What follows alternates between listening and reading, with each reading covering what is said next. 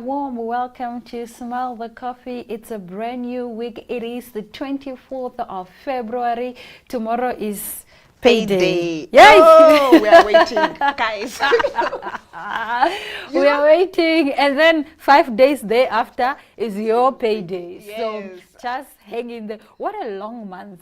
It's been a long month, and it's the shortest month, guys. What it's a the long shortest month. This month has existed forever. It's been like 3 years. I can't. In just this 1 month. Yeah, but how and are I you? feel like I experienced January in February. I feel like this month is too long for its good. But nonetheless, what is up?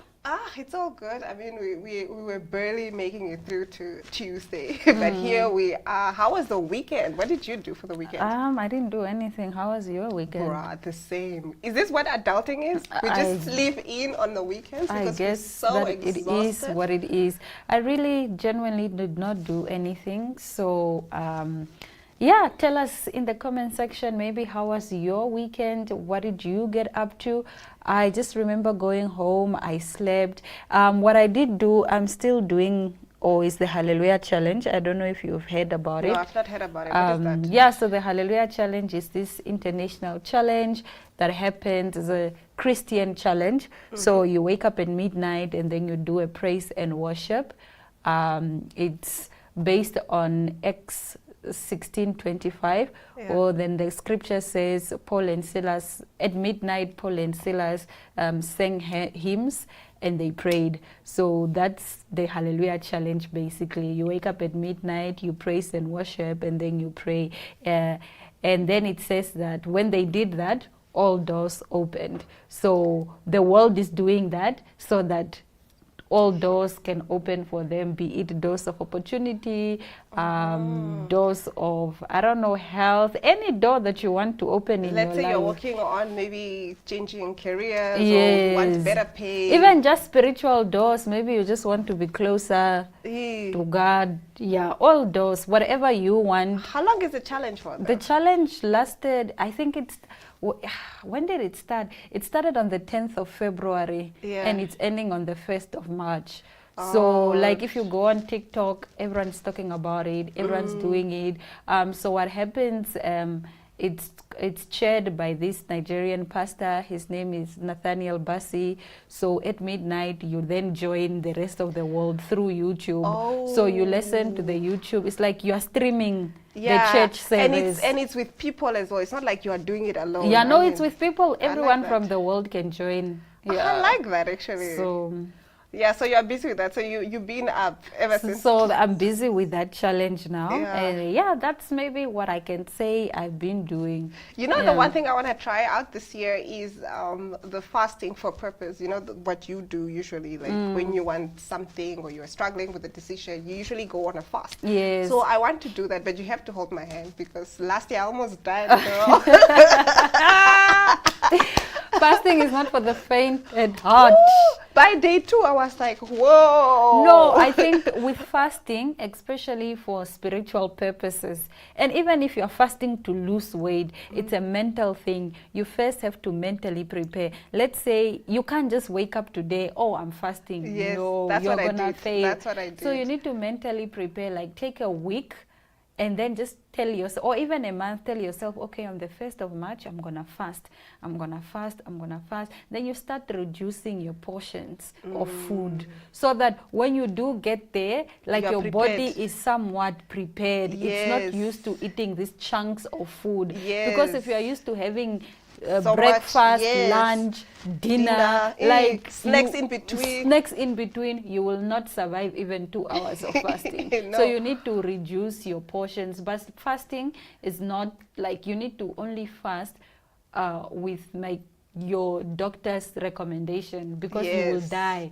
Don't People just do have it died out of from the fasting. blue. Yes. I also had to call my doctor after I was like, and then he was like, no, you don't jump into a fast. You like don't that. jump in a fast. And he was like, you need to prepare the body has not even started going to ketosis. It's like wondering where's the food. So So like especially if you have chronic diseases, do not fast Do not Rather fast. ask your doctor or Yeah, like dietitian what or can somebody. you eat? Yes. And I don't, there's a misconception. I think a lot of people want to do like the dry fast all the time. No, there are so many fasts that you can do. You can do the dry fast where you don't take water or food. You can do the one you only take liquids, water, and maybe juice. You can do the one, you can do hourly fasting, like 6 a.m. to 6 p.m., 12 to 12. Like you don't have to fast the whole day. You can do 2 hours of fasting. It doesn't mean that you shouldn't eat the whole day, time. or you I think shouldn't that's eat the for 5 misconception days. I also had, No. because I think I was only drinking water,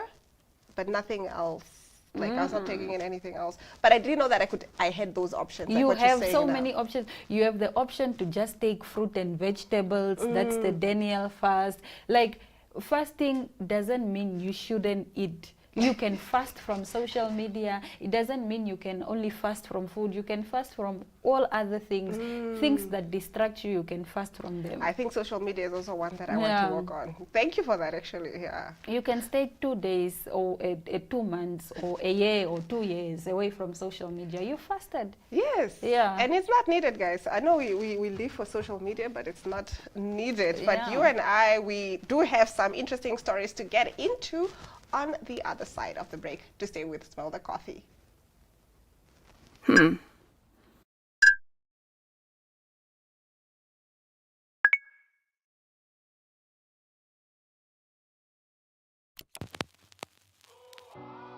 eTicket, your online ticket solution for events and event marketing, bringing you ease of mind and making sure that your event gets out there.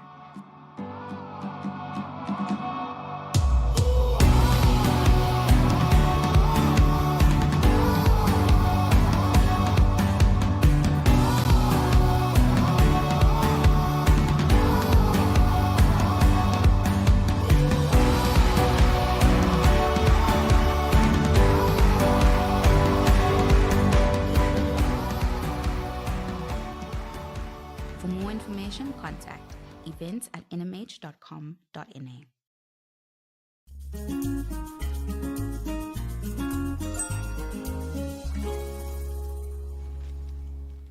Now getting right into your top stories. R&B star Neo may not be topping the charts like he once did, but the 45-year-old Miss Independent hitmaker is certainly making headlines for his unconventional lifestyle. The singer is currently in a non-traditional arrangement, maintaining a relationship with 3 women whom he affectionately calls his wives, while they in turn refer to him as daddy. However, this situation isn't sitting well with his ex and mother of 2 of his children, Sade Begnaris. Taking to social media, Sade publicly called Neo out, warning him to keep his lifestyle away from their children. She wrote, "Didn't I tell your corny self not to have that stuff going on in front of my kids? Do that cornball stuff on your own time. That stuff is sick. You hella weird for that. But I'm glad you think I'm playing with you after I done already warned you I'm not playing about my kids." Now, she went on to criticize Neo's version of polyamory, stating, "Poly relationships aren't 5+ girlfriends partying with you every night so you can pick up more girls to hook up with. That is what you call an open relationship. You are a wannabe boyfriend pimp/trick. Stop disrespecting Polly. There is nothing exclusive about what you got going on. Weirdo, keep that stuff away from my kids." But the drama doesn't stop there. Sade has previously accused Neo of physically assaulting her and neglecting their sons, Braden and Brixton Smith. She further had claimed that the R&B singer engages in drug and alcohol use around their children. Neo has yet to publicly respond to what his ex is saying about his lifestyle, but one thing is clear: his personal life continues to spark controversy. So what's the story? So the tea is, the man has 3 wives. I mean, they're his girlfriends, but he calls them, you know, his wives. But the ex-girlfriend is saying, don't introduce that stuff to my kids. Because there's a video circulating on social media where Neo is on, I think, a podcast or a radio show. I'm not too sure. I stand to be corrected where he was. But he's saying, yeah, I've introduced my kids to this. I tell them that that's daddy's one girlfriend, that's another girlfriend for daddy. You get what I'm saying? He's very open about it with his kids. So the ex-girlfriend and baby mama, she's saying, don't introduce or expose my kids to that lifestyle. Because it's not even a poly. What she's saying is he's not even like really full on in a poly relationship. Like every night they go out, he gets into other relationships with other women. So she's saying it's more of an open relationship than it is a poly anything. So she's just like, she doesn't want her kids exposed to that. And I do have to say, like, co-parenting is hard in any case. And if you're going to get involved with someone, at least tell me about it, and then we have a conversation, and then we introduce the kids to this person. But you don't just stop and like, yeah, I'm dating who, I'm going to introduce them to the kids. I just feel like there should be a conversation about that. I don't think you should introduce the kids to anyone in anything that you're dating. Exactly. How many, you are confusing the children. How many people are you Because they're asking him, so daddy, who is who? That's also daddy's girlfriend. And you know what I'm saying? So the kids are also confused. But social media, you know, we're also like, you know, calling out the fact that the ex-girlfriend is right. Like she has a right to say, consult me. I don't want that exposed to my kids. You know, it's also, not that I'm condemning poly or whatever, it's just, even if it was, you're just introducing one partner, the courtesy thing is, let's have consult the other partner. Consult the other. But what do you think of poly relationships though? I don't think anything. I think people must date who they want to date. I think that people must be if it's your type of, if 900 it's your type of people, style. if they want to be with 900, definitely not my type of style. I don't subscribe, but I don't judge. Yeah. We don't judge, we listen. Yeah, so I don't think anything. I just think, oh, yeah. okay. And I like that she's not even calling out the polyness of it. She's just saying she doesn't want her kids exposed to that. Like, you can have that lifestyle. Like, it's okay. But my kids, let's rather have a discussion about it. And it's very important to have very mature parenting styles, especially when you guys are separated. Yeah. All right, moving over to other news. Amid rumors about Justin Bieber's health, a rapper for the baby singer who shares son Jack with wife Hailey Bieber called drug use speculations absolutely not true. It's not too late to say sorry to Justin Bieber for speculating about his well-being. In fact, a rapper for the Yummy singer who shares a son, Jack Blues Bieber, 6 months, with his wife is firing back at claims that he has been using hard drugs, telling TMZ that it is absolutely not true. Instead, his team notes it's been a very transformative year for Justin as he ended several close relationships, business relationships and friendships that no longer served him.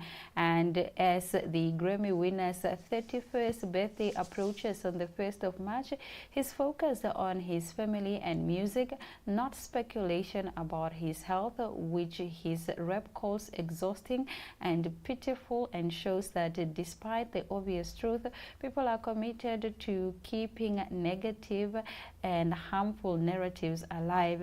E-News had reached out to Justin's team for comment and has not had big speculation about Justin recently went into override when he stepped out to record music in New York City and to support Hailey in Los Angeles, with his interactions being scrutinized online.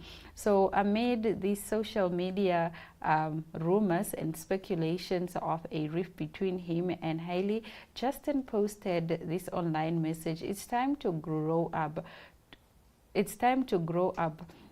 He wrote in his Feb 20th Instagram story, which was set to which was set to the song Free Falling by John Mayer. Changing is about letting go, not trying harder. You are tired of trying to follow all the rules in hopes to get the results you crave. I found love to be more powerful than rules. So leave this man alone, guys. He is not on drugs and he is not divorcing. Oh, but That's also, why that. do people like a negative narrative? Do you get what I'm don't saying? Like, he just had a baby, or did they have the baby? Yeah, they had the baby. The he baby just had is a 6 baby. months. He's in a new phase in his life. He's a father now, and that's the narrative. Instead of saying, "Wow, he's a newfound father," whatever, that's a new phase in his life. He's, let's congratulate him. Let's celebrate this new stage in his life. We're always, just going for the negative narrative. No. So yes, colleagues, leave Justin alone. Leave him alone. Justin is happy. He's not on drugs. He's not doing alcohol. As a matter of fact, he is in studio recording music, and I just know that his music is going to be a bang. And personally, I love Justin. I am excited to, hear from him because he hasn't released a song in a long time, if I'm not mistaken. I also have to agree with that. I've not heard anything from, or maybe there is, but not that I know of actually right now. But So, nonetheless, yeah. we will be right back with an exciting interview with Lizette Cavari. She is a multidisciplinary artist. She has a book right now, and she's teaching you how to creatively conceptualize your ideas so that they can potentially make you money. Stick around.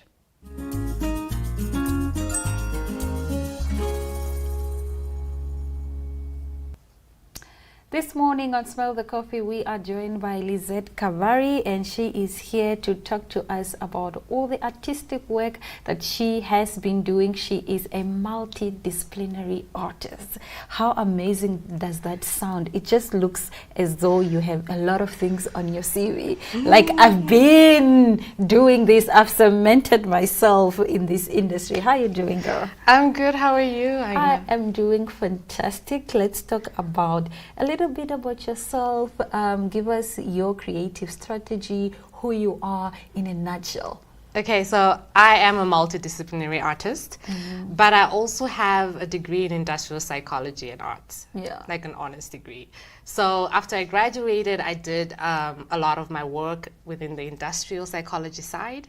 And I quickly became country manager for an international organization where I had to create strategies with national organizations like FLI, Namibian Stock Exchange. So I do have a lot of intensive experience when it comes to creating strategies. Nice. Yeah. Oh, so what inspired you to write the art for conceptualizing your creative projects? Okay, so as a multidisciplinary artist, I work with a lot of artists in different scenes, whether it's film, theater, radio, whatever. And most what I've noticed is that artists have amazing ideas. They just don't have an action plan on how to conceptualize it. So that's what inspired me to do this, so that we can have a space for Namibians that allows arts to evolve in a resourceful way. That's nice. Yeah. So you wrote a book now. Yes. It's an ebook. Tell us about this book. You are doing too much. When do you get time to write, girl? So this ebook, what can we expect to gain from it? A lot. And when you say write, calm down. It's a guidebook, so it's mostly integrated with tools. Okay. So what you would expect is each chapter has an exercise and action plan. So while you're reading and going through the book, it's guiding you through your ideas and your concepts. And it's integrated with tools that are going to help you actually just visualize your idea and just have a plan for it. Nice. So the title suggests a step-by-step guide. Can you give us a sneak peek into some of these key steps or tools that are covered in this book?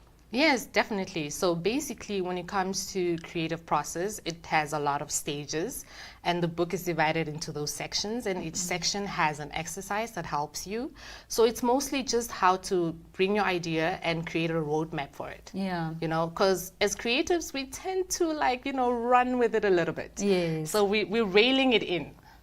So how do you then How does this book then inspire creatives to structure their ideas effectively? Because like you said, as a creative, we have a lot of ideas and our thoughts are all over the place. Sometimes we don't know what to do, which one to pair with which one, when to even release. Sometimes we even hold on to our work because we feel as though it's not good enough.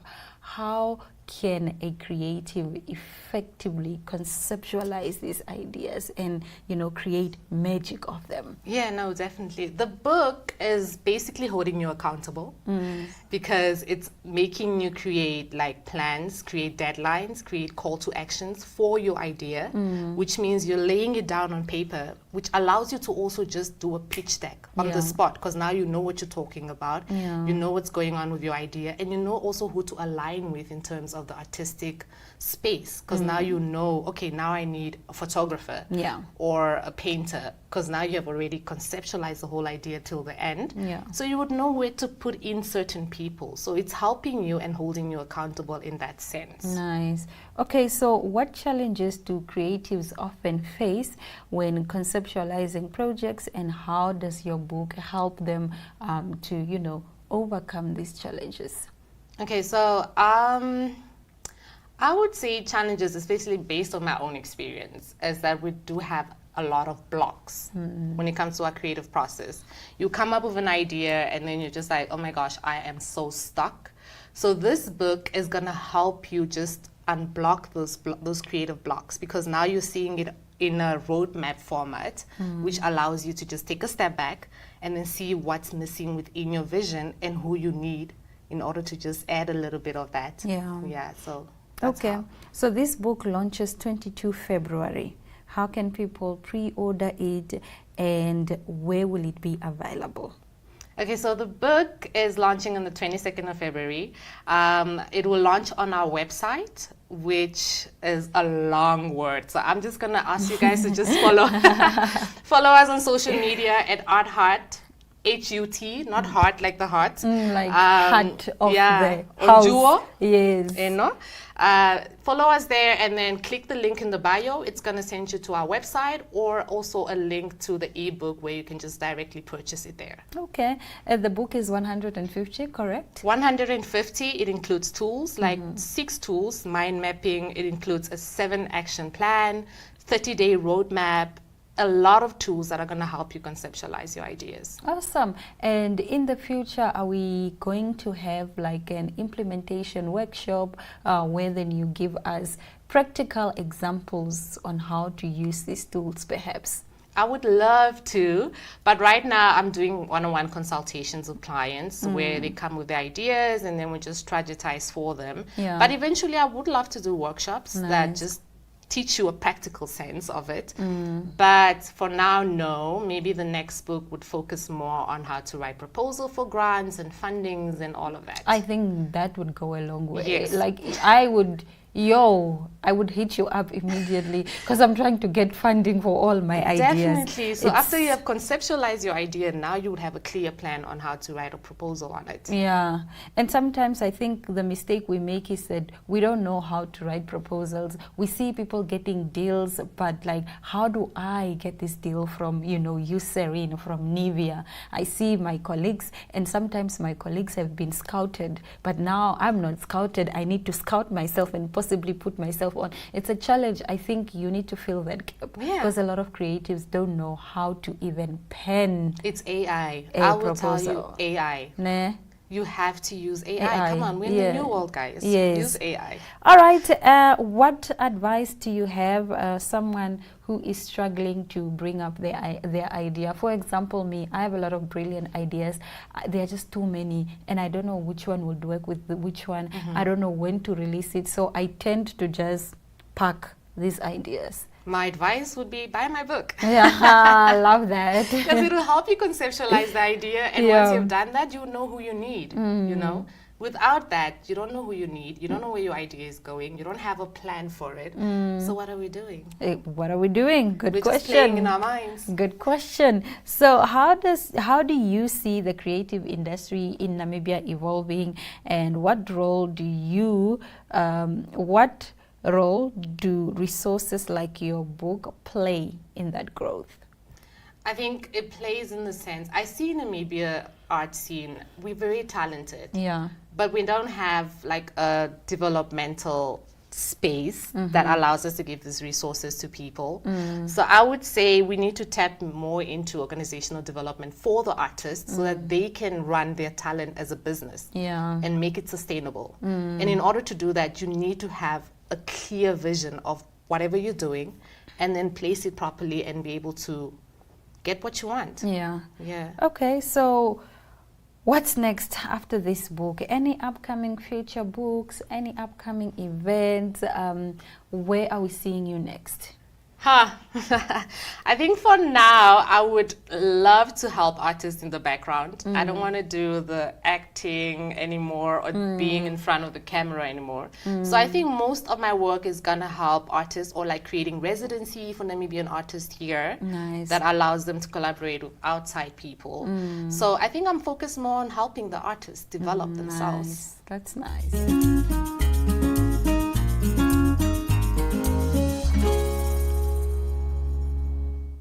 Well, that's all the show we had for you this morning. We'll see you tomorrow, same time, same place. On that note, it's all our love, all our light.